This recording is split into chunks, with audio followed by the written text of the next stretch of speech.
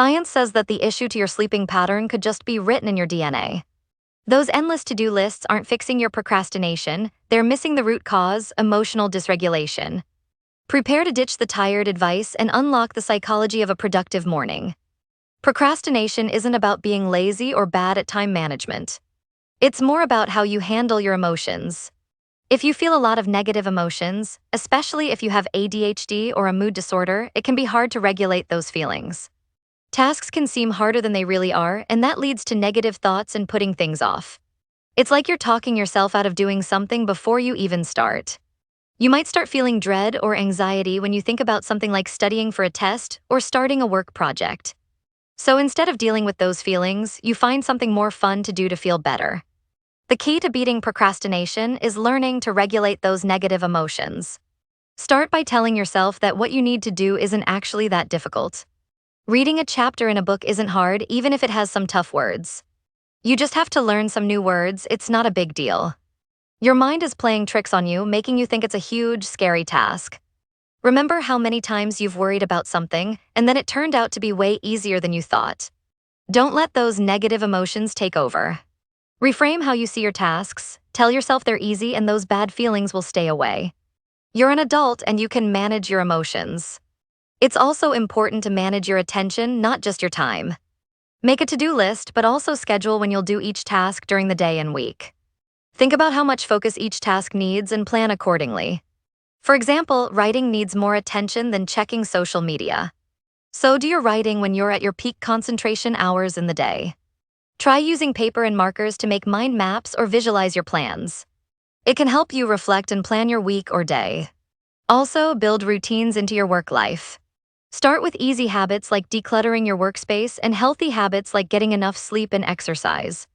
Reflection doesn't have to take a lot of time. Even 10 minutes each morning can make a difference. Use that time to think about the 3 most important things you need to do that day. At the end of the day, look back and see what you accomplished and then plan for the next day. To avoid distractions, turn off notifications on your computer and phone. If you see clutter around you, take it as a sign that you need to pause and take a break, because you might be doing too much. It's okay to say no to things like social media so you can meet with friends, take a class, or just go for a walk. If you're feeling overwhelmed, take a break, even if it's just to get up and move around. To fix chaotic mornings for your family, plan ahead and talk about what's coming up with everyone in your family, so everyone is on the same page.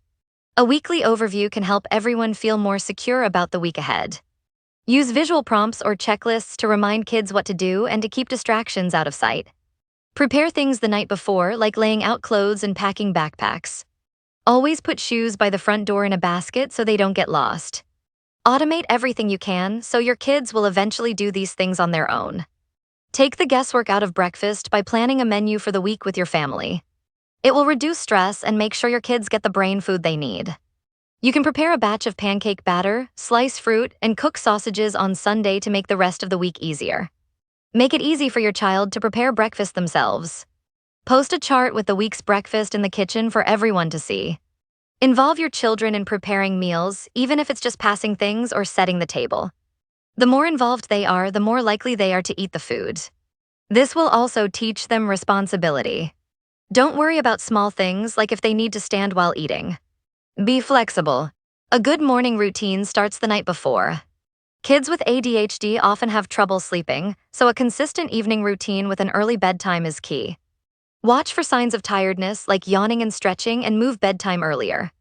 Avoid screen time at least an hour before bed and establish a nighttime ritual.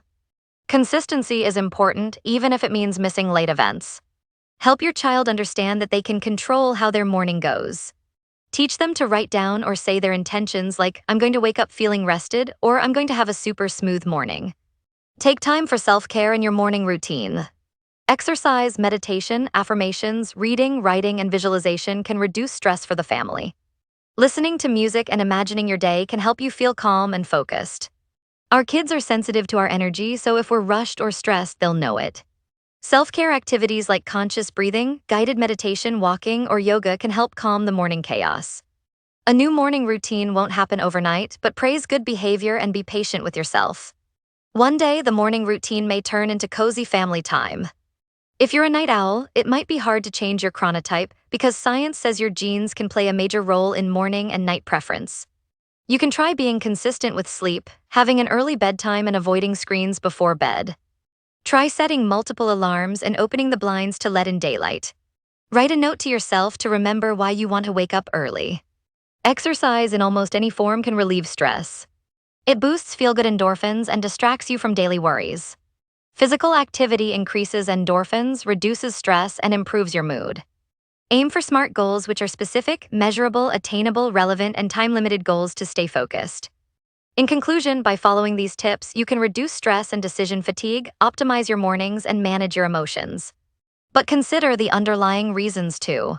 Often we procrastinate because it feels good in the moment, especially if the alternative is a task which is aversive or triggers anxiety.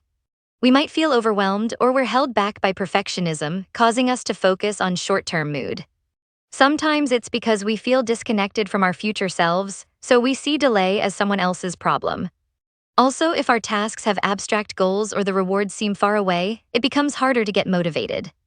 Low energy, a problematic environment, underlying conditions, or something as simple as inertia can add to our struggles. Remember, the factors contributing to procrastination and lowered productivity are shifts at work, unclear directions, unstructured work, poor organizational fit, and social factors. Addressing the root causes are very important and not often discussed. There are also other smartphone addiction problems that impact our day and productivity, such as keeping hands busy, combating loneliness, staying updated with friends and family to soothe negative emotions. Therefore, beating procrastination and being mindful in your daily activities is the real hack to having amazing mornings. Routines can easily be achieved and made possible. Also, they are all situations and can be easily accommodated. I would recommend time tracking, just because so many of us do not have a good sense of where our time in its entirety goes. Of course, even with these changes, there might be some additional problems we didn't solve. For example, it can be a challenge to work with shifts at work and how that disrupts your internal clock, or some other factors with social and team dynamics which might cause stress and lower productivity. These can vary for individual people and might take time to figure it out on your own, so make sure to be patient and kind to yourself throughout this whole journey. If you found this video helpful, give it a like, share it with your friends, and subscribe to keep watching such amazing videos. See you in the next video.